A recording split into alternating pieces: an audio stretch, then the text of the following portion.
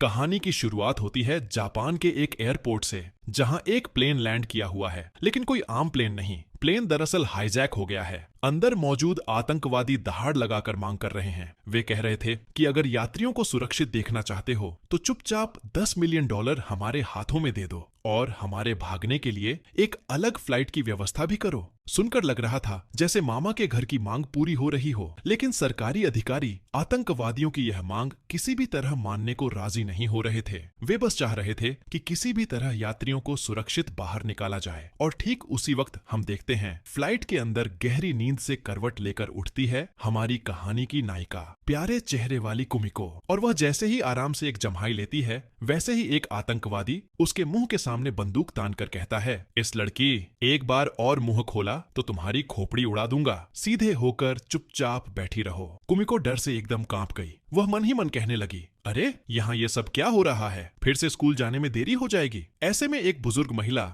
एक आतंकवादी से विनती करते हुए कहती है, बेटा मुझे थोड़ा पानी पीने दो। लेकिन आतंकवादी डांट कर कहता है, चुपचाप बैठी रहो बुढ़िया, नहीं तो गोली मारकर अभी उड़ा दूंगा। बस इस व्यवहार को देखकर हमारी हीरोइन कुमिको का दिमाग गर्म हो जाता है। वह सीधे उठकर खड़ी हो जाती है और गरजते हुए कहती है, तुम्हारी इतनी हिम्मत कैसे हुई एक बुजुर्ग महिला के साथ ऐसा व्यवहार करने की? और कुमिको का यह रूप देखकर एक पल के लिए सभी आतंकवादी थोड़ा हैरान हो गए थे, लेकिन कुछ ही देर में उनका लीडर खुद आगे आकर कुमिको पर गोली चलाने के लिए आगे बढ़ता है। वहीं दूसरी ओर फ्लाइट के बाहर मौजूद सरकारी अधिकारी अंदर से मारपीट की आवाजें सुन रहे थे। वे तो डर से बेचैन हो रहे थे, सोच रहे थे कि शायद आतंकवादियों ने यात्रियों पर अत्याचार शुरू कर दिया है। सभी पुलिस अधिकारी एक्टिव मोड में फ्लाइट के सामने आकर खड़े हो गए। लेकिन ठीक उसी वक्त एक अद्भुत घटना घटती है। फ्लाइट का दरवाजा खुलता है और सारे आतंकवादी एक के बाद एक बाहर निकलकर घुटनों के बल बैठ जाते हैं। वे सिर झुकाकर कहने लगते हैं, हम जिंदगी में यहाँ कभी नहीं आएंगे,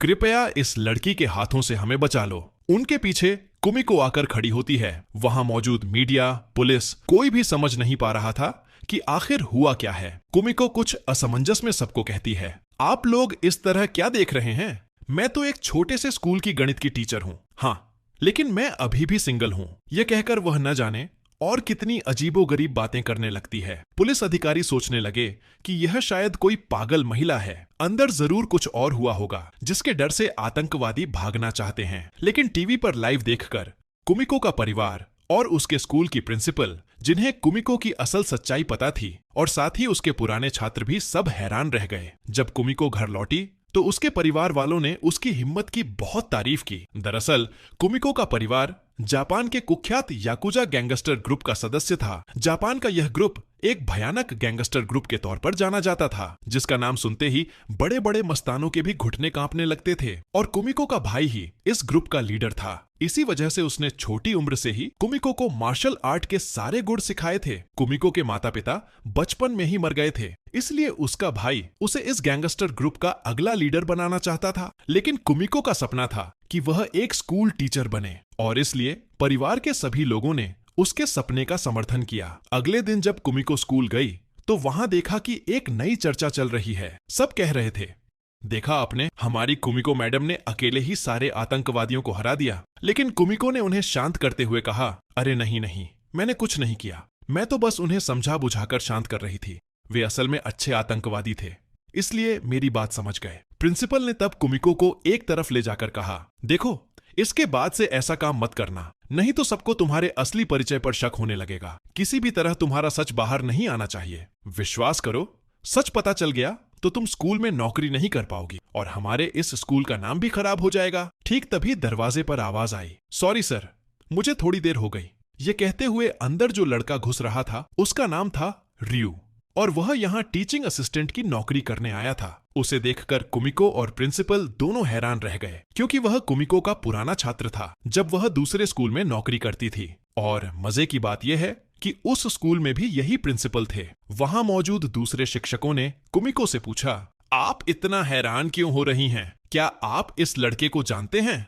कुमिको तब हंसकर बोली, हाँ, यह मेरा पुराना छात्र है, इसे मैं भूल कैसे सकती हूँ। फिर रियू की तरफ देखकर कुछ अंदाज में बोली, क्या बात है, मुझे देखकर प्रेरित होकर अब खुद टीचर बनना चाहते हो क्या? लेकिन रियू बोला, नहीं, ऐसा कुछ नहीं। इसके बाद कुमिको रियू को लेकर अपनी क्लास में गई।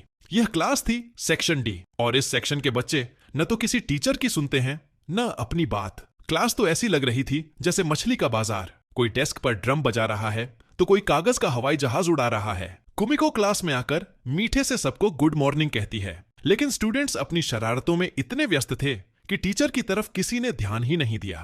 कुछ देर बाद जब कुमिको ने एक डांट लगाई तब जाकर सबकी होश वापस आई, लेकिन तभी उनमें से एक बदतमीज छात्र ने कुमिको की तरफ एक बॉल फेंकी। लेकिन उन्हें नहीं पता था कि कुमिको असल में कौन है और वह कितनी फास्ट है। वह बिल्कुल सही वक्त पर नीचे झुक गई और बॉल सीधे बोर्ड से टकराकर उसी लड़के के सिर पर जा लगी। कुमिको ने सबको कहा, अरे मुझसे कोई डरे नहीं। तुम्हारे जैसे तेज तर्रार छात्र छात्राओं को मैंने बहुत देखा है और उन्हें सीधा करने का अनुभव भी मेरे पास है और तुम्हें भी ठीक सीधा कर दूंगी। इसके बाद कुमिको ने रयू के साथ सबका परिचय कराया और कहा, तुम लोग बिल्कुल चिंता मत करो, धीरे धीरे तुम सब मुझे जान जाओगे और हमारी बॉन्डिंग भी बहुत अच्छी होगी। अगली पीरियड खेल की थी। कुमिको ने सबको मैदान में आने को कहा और चली गई, लेकिन मैदान में जाकर देखा गया कि वहां सिर्फ कुमिको और रयू खड़े हैं। बाकी छात्र छात्राएं शायद कहीं और घूमने चले गए हैं। कुमिको को गुस्सा आया और उसने एक जूस के कैन पर लात मारी और वह उड़कर सीधे स्कूल की छत पर जा लगा। कैन इतनी जोर से लगा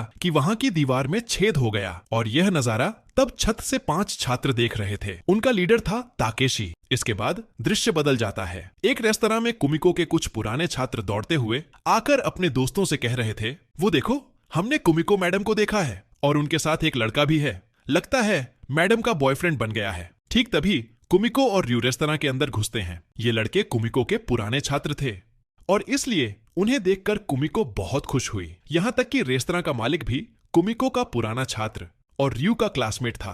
वह मजाक में बोला, मैडम, ये लड़के तो रयू को आपका बॉयफ्रेंड समझ रहे हैं। मैडम गुस्से में बोली, तुम लोग मुझसे कुछ पूछे बिना ऐसी उल्टी सीधी बातें क्यों सोच रहे हो? यह मेरा पुराना छात्र है, मेरा बॉयफ्रेंड नहीं। लड़के तब शरारत भरे अंदाज में बोले, हाँ मैम, जिस दिन आपका बॉयफ्रेंड होगा उस दिन तो बारिश नीचे से ऊपर की तरफ गिरेगी। कुमिको हंसकर बोली, तुम लोग मजाक करना छोड़ दो, तुम सब अब भी एक साथ हो। यह देखकर मुझे बहुत अच्छा लग रहा है। और पुराने छात्रों से बात करते करते कुमिको कुछ भावुक हो गई। तब रयू ने उसकी तरफ एक रुमाल बढ़ाया ताकि वह अपना चश्मा साफ कर सके। वहीं दूसरी ओर कुमिको के मौजूदा छात्रों के एक गैंग को देखा जा सकता है। वे अपने लीडर ताकेशी के लिए एक इलाके में इंतजार कर रहे थे, लेकिन उस इलाके के गैंग का लीडर उन्हें डरा रहा था और पैसे मांग रहा था। ठीक तभी ताकेशी आया और विरोधी गैंग के लीडर को एक लात मारकर कहा, मेरे दोस्तों पर हाथ डाला तो तेरी हालत खराब कर दूंगा। उस दिन वहां कोई मारपीट नहीं हुई, लेकिन विरोधी गैंग लीडर ने ताकेशी को धमकी देते हुए कहा कि हम पर हाथ उठाकर तूने ठीक नहीं किया, इसकी कीमत तुझे चुकानी पड़ेगी। इस बीच अगले दिन जब कुमिको स्कूल जा रही थी तो उसकी टक्कर कुछ लोगों से हो गई। उसने देखा कि ये भी उसके पुराने छात्र हैं। कुमिको ने उनसे पूछा, क्या बात है, क्या तुम अब भी सड़कों पर बेकारों की तरह घूम रहे हो? लेकिन वे गर्व से बोले, क्या कहते हैं मैडम, हम अब बहुत बड़ा काम कर रहे हैं। तभी वहां एक व्यक्ति राष्ट्रपति बनने के लिए चुनाव प्रचार कर रहा था। वह बता रहा था कि राष्ट्रपति बनने के बाद देश और जनता के लिए क्या क्या करेगा, बिल्कुल हमारे देश जैसा। कुमिको उसके भाषण को सुनकर मुग्ध हो गई और उसकी बहुत तारीफ करने लगी। वह कहने लगी, यह व्यक्ति अगर राष्ट्रपति बन गया तो देश वाकई बहुत आगे बढ़ जाएगा। उसने उस व्यक्ति से हाथ मिलाकर उसे प्रोत्साहित भी किया, लेकिन उसकी इतनी अत्यधिक प्रशंसा देखकर पुराने छात्रों ने उसे वहां से खींच कर ले गए। वहीं दूसरी ओर स्कूल में एक तोहफा कांड हो गया। वह गैंग जिसे ताकेशी ने मारा था, वह गैंग स्कूल में घुस गया था। इस गैंग का नाम था बाइक गैंग और ये बहुत ज्यादा ताकतवर थे। कुमिको ने उन्हें देखकर सोचा, ये स्कूल के अंदर क्यों घुसे हैं? उसने अंदाजा लगा लिया कि निश्चित ही ताकेशी ने कुछ किया है और इसी वजह से यह गैंग स्कूल आया है। स्कूल की प्रिंसिपल तो डर से कांपते हुए पुलिस को फोन करती है और पुलिस की सायरन की आवाज सुनकर गैंग वहां से भाग जाता है। लेकिन जाने से पहले वे ताकेशी को धमकी देकर जाते हैं, आज तो तू बच गया, लेकिन एक दिन न एक दिन तुझे हम मार कर ही रहेंगे। उनके जाने के बाद प्रिंसिपल ने ताकेशी को बुरी तरह डांटना शुरू कर दिया। उन्होंने कहा, तुम छात्र होकर इन मस्ताना गैंग के साथ संपर्क कैसे रखते हो? तुम्हें शर्म नहीं आती? तब ताकेशी बोला, सर, हमने कुछ नहीं किया, वे ही हमें तंग करते हैं और हमसे पैसे छीनते हैं, इसीलिए मैंने उन्हें मारा था। लेकिन प्रिंसिपल ने उनकी एक भी बात नहीं सुनी, डांटते ही रहे। तब कुमिको ने उनका पक्ष लेते हुए कहा, सर, ये मेरे छात्र हैं, ये दूसरी बार ऐसा कोई काम नहीं करेंगे, इसकी गारंटी मैं देती हूं। प्रिंसिपल तब बोले, दूसरी बार ऐसा कुछ हुआ तो मैं तुम्हें नौकरी से निकाल दूंगा। कुमिको ने आत्मविश्वास के साथ कहा, सर, मैं आपको वह मौका नहीं दूंगी।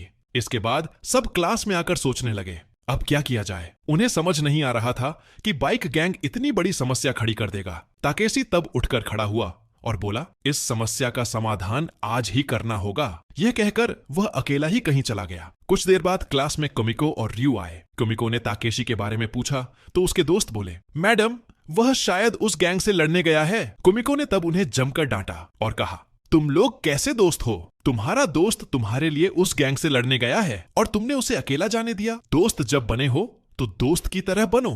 यह कहते ही कुमिको तेजी से वहां से बाहर निकल गई।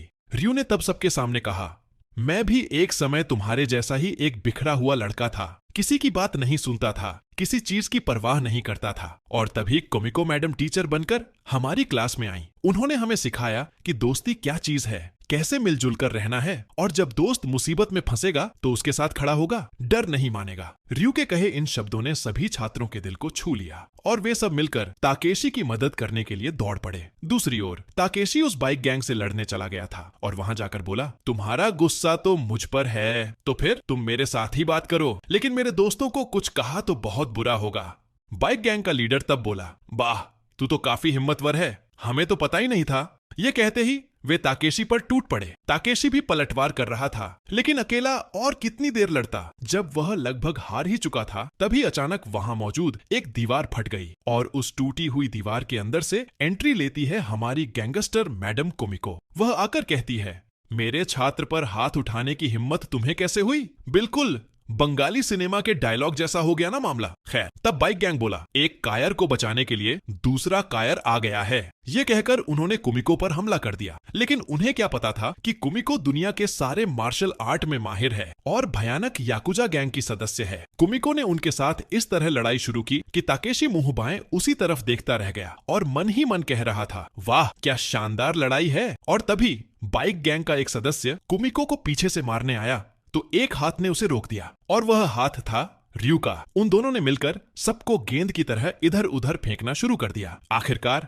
बाइक गैंग के सदस्य किसी तरह जान बचाकर वहां से भाग गए। तब ताकेशी के दोस्त आए और उससे माफी मांगने लगे और बोले, भाई, इसके बाद हम कभी तुझे अकेले मुसीबत में नहीं छोड़ेंगे, हम हमेशा सच्चे दोस्त बनकर एक साथ रहेंगे। ताकेशी ने तब कुमिको मैडम से पूछा, मैडम, आपने इतनी शानदार लड़ाई कहां से सीखी? आपकी लड़ाई का अंदाज काफी अजीब है। कुमिको तब बोली, यहां सीखने की क्या बात है? जब कोई अपना मुसीबत में फंसता है तो इंसान उसे बचाने के लिए कुछ भी कर सकता है, और मैंने भी वही किया है। मेरे छात्रों को कोई नुकसान पहुंचाना चाहेगा तो मैं उन्हें सबक सिखाने के लिए अपनी पूरी कोशिश करूंगी, और अब से तुम सब एक साथ मिलजुल कर रहोगे, यही तुम्हारी असली ताकत होगी। कुमिको के इन प्रेरणादायक शब्दों ने छात्रों के दिल छू लिए। वे अब कुमिको मैम को बहुत प्यार करते हैं और साथ ही सम्मान भी देते हैं। अगले दिन से ही सब कुमिको मैम की हर बात सुनने लगे। सब कुछ ठीक ठाक चल रहा था, लेकिन तभी एक नई समस्या आ गई। 2 पुलिस अधिकारी स्कूल में आकर जांच करने लगे। उन्होंने बताया कि आपके स्कूल के पुराने बैच का एक छात्र नशीली दवाओं की तस्करी का डीलर बन गया है और इसी बारे में हम बात करने आए हैं। कुमिको ने सब सुनकर कहा, यह हो ही नहीं सकता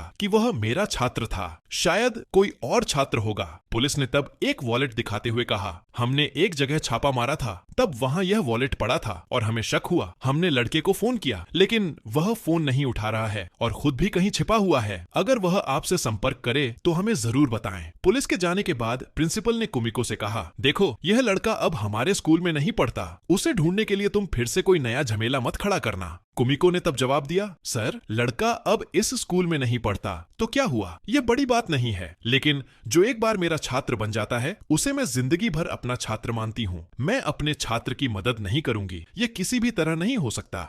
यह कहकर कुमिको वहां से बाहर निकल गई। उस छात्र का नाम था जेन। सड़क पर जेन के पुराने क्लासमेट खड़े थे और वे बोले, मैडम, अगर आप जेन को ढूंढने जा रही हैं तो हम भी आपके साथ चलेंगे। हमें लग रहा है कि जेन किसी बड़ी मुसीबत में फंसा है। सब मिलकर जेन को ढूंढने निकल पड़े। दूसरी ओर जेन को देखा गया कि वह छिपते छिपाते कहीं जा रहा है। कुमिको उसे बार बार फोन कर रही थी, लेकिन वह उसका फोन नहीं उठा रहा था। वह पुलिस से भाग रहा था। इस बीच स्कूल में रयू ने अपना सारा काम खत्म करके घर लौट रहा था। तभी उसे एक कोने से कुछ आवाजें सुनाई दी और वहां जाकर उसने देखा कि जेन दरअसल वहीं बैठा हुआ है। जेन ने रयू को देखकर भागने की कोशिश की, लेकिन तभी वहां कुमिको और जेन के दोस्त भी आ गए। कुमिको ने उससे पूछा, तुम इस तरह हमसे और पुलिस से छिपकर क्यों भाग रहे हो? ऐसा क्या कर बैठे हो तुम? जेन ने कुमिको से कहा, मैडम, जब मैं आपका छात्र था तब भी मैं आपको बहुत परेशान करता था और आज भी मेरी वजह से आप मुसीबत में पड़ गई हैं। मैं आपको इस मुसीबत में नहीं डालना चाहता। कुमिको ने जेन को डांटते हुए कहा, तुम हमसे खुद को अलग करना चाहते हो, लेकिन देखो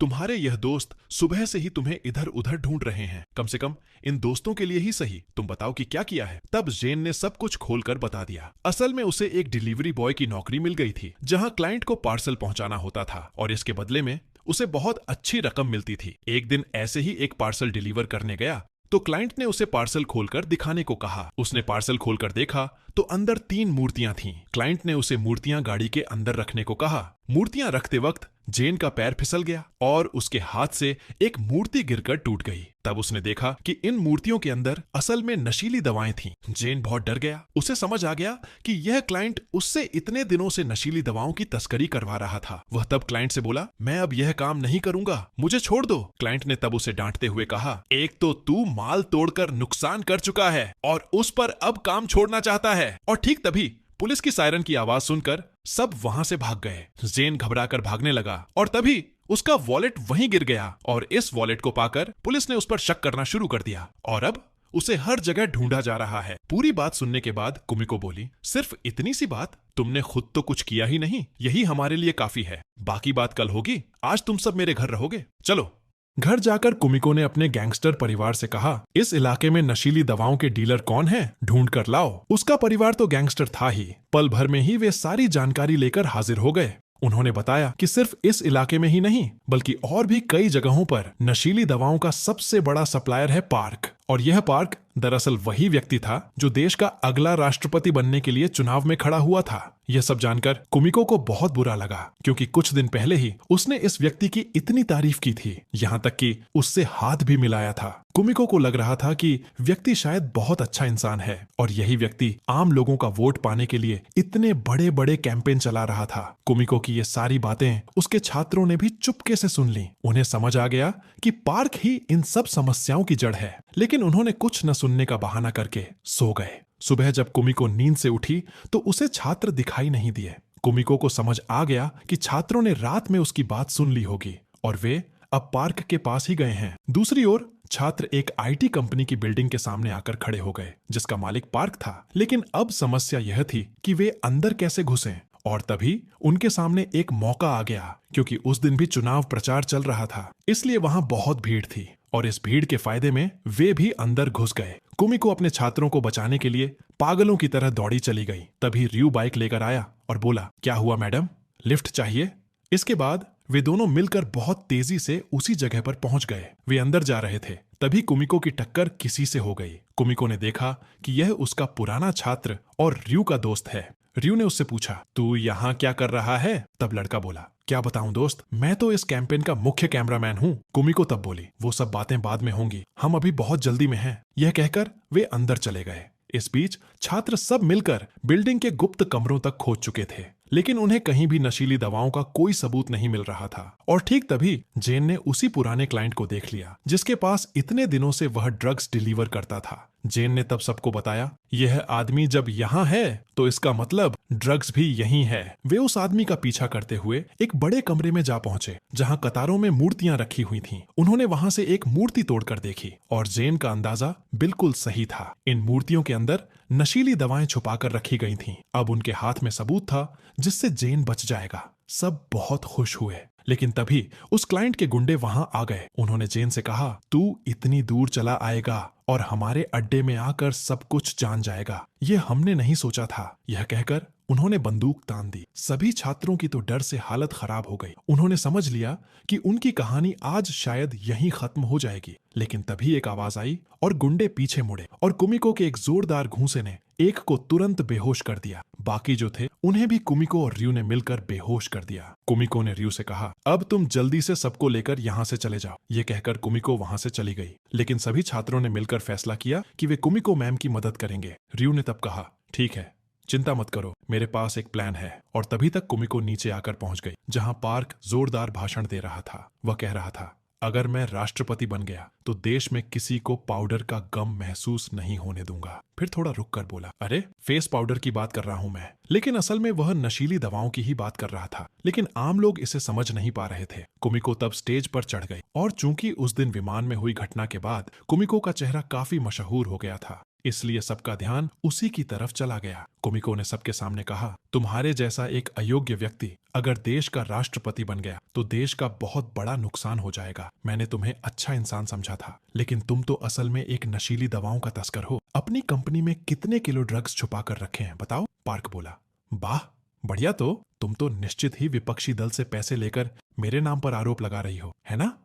ठीक तभी पीछे लगे बड़े स्क्रीन पर एक वीडियो चलने लगा। चूंकि रयू का दोस्त कैमरामैन था और इसलिए उसने उस गुप्त कमरे से वीडियो रिकॉर्ड कर लाइव कर दिया। इस तरह मीडिया और जनता सबने पार्क का असली चेहरा देख लिया। वे सब पार्क को धिक्कारते हुए वहां से चले गए। पार्क ने अपने गुंडों से कहा, इस लड़की की वजह से मेरा करियर बर्बाद हो गया है, इसे मार डालो, लेकिन उससे पहले बहुत टॉर्चर करोगे। लेकिन पार्क को तो असल में पता नहीं था कि कुमिको कितनी भयानक लड़की है। वह तो याकुजा गैंग की नई पीढ़ी है। कुमिको ने एक एक करके सबको इस खास अंदाज में मारा कि वे उठकर खड़े भी नहीं हो पा रहे थे, और तभी तक छात्र भी वहां आकर पार्क को पकड़ चुके थे। कुमिको ने पार्क से कहा, अब तुम्हारे भागने का कोई रास्ता नहीं है, चुपचाप आत्मसमर्पण कर दो। लेकिन पार्क ने उन पर बंदूक तान दी। तभी तक बाहर पुलिस और जनता की भीड़ भी जमा हो गई थी। चूंकि अंदर पार्क के पास बंदूक थी, इसलिए पुलिस किसी को भी अंदर नहीं जाने दे रही थी। लेकिन कुमिको के छात्र चिल्ला रहे थे, अंदर हमारी मैम है, उसका कुछ न हो जाए, हम उसे बचाने जाएंगे, हमें जाने दो। कुमिको का परिवार, प्रिंसिपल और बाकी सब टीवी पर यह सब कुछ लाइव देख रहे थे। इसी बीच कुमिको ने पार्क को समझाना शुरू किया। वह बोली, देखिए गलती हम सब करते हैं, लेकिन उस गलती को स्वीकार करके खुद को सुधार लेना ही तो असली इंसान का काम है। इस तरह ड्रग्स खरीद बेचकर आप इस देश और आने वाली पीढ़ी के जीवन का नुकसान क्यों कर रहे हैं? और इस अवैध रास्ते से राष्ट्रपति बनकर ही क्या लाभ? अभी भी वक्त है, अपनी गलतियों को सुधार लीजिए और एक अच्छा जीवन जीने की कोशिश कीजिए। इस तरह अच्छी बातें करते करते कुमिको ने पार्क का ब्रेन वॉश कर दिया। पार्क भी उसकी बात लगभग मान ही चुका था, क्योंकि इससे पहले उसे इतनी अच्छी तरह से कोई कभी समझाता नहीं था। लेकिन तभी पुलिस अंदर घुसी और उसे चारों तरफ से घेर लिया और वह फिर से बंदूक तानने लगा। तब कुमिको पार्क के सामने आकर खड़ी हो गई और पुलिस वालों से कहा, आप लोग कुछ मत कीजिए, खुद को सुधारने का एक मौका सबको मिलना चाहिए। कुमिको की यह बात सुनकर पार्क भावुक हो गया और बंदूक नीचे फेंक दी और खुद को सरेंडर कर दिया। पुलिस पार्क को पकड़कर ले जा रही थी। जाते वक्त उसने कुमिको के छात्रों से कहा, तुम लोग बहुत भाग्यशाली हो कि कुमिको जैसी टीचर तुम्हें मिली, तुम्हारा भविष्य बहुत अच्छा होगा। यह सब कुछ टीवी पर दिखाया गया और इस तरह कुमिको ने जेन की समस्या का समाधान कर दिया। अगली सुबह कुमिको बहुत टेंशन में स्कूल जा रही थी, क्योंकि पिछली बार प्रिंसिपल ने उसे सिर्फ चेतावनी दी थी, लेकिन इस बार तो उसने और भी बड़ा कांड कर दिया था। अब क्या होगा? लेकिन कुमिको के स्कूल आते ही प्रिंसिपल ने उसका बहुत खातिरदारी से स्वागत किया। वह उसकी इतनी तारीफ करने लगे कि उत्साह में लगभग अपने दांत ही तोड़ बैठे। कुमिको को तब पता चला कि टीवी पर उसकी हिम्मत देखकर बहुत से अभिभावक इस स्कूल में अपने बच्चों का दाखिला करवाने के लिए जमा हो गए हैं। वे सब चाहते हैं कि कुमिको ही उनके बच्चों को पढ़ाए। इस खबर से प्रिंसिपल भी बहुत खुश थे, क्योंकि स्कूल में अब बहुत सारे छात्र छात्राएं आ गए हैं और कुमिको तो खुश ही थी। इसके बाद कुमिको ने अपनी क्लास यानी सेक्शन डी के छात्रों को बताया कि रयू की ट्रेनिंग खत्म हो गई है, इसलिए उसे विदा करना होगा। वे एक पार्टी करेंगे और एक खेल भी खेलेंगे। लेकिन सबने यह सुनकर चुपचाप बैठे रहे। तब ताकेशी आगे बढ़ा और बोला, चलो ना एक बार खेलते हैं सब, देखते हैं कौन जीतता है, कुमिको मैम या हम। सब खुशी खुशी खेलने चले गए। कुमिको के सारे छात्र छात्राएं धीरे धीरे अच्छे इंसान बनकर बढ़ने लगे और यहीं पर यह शानदार मूवी खत्म हो जाती है।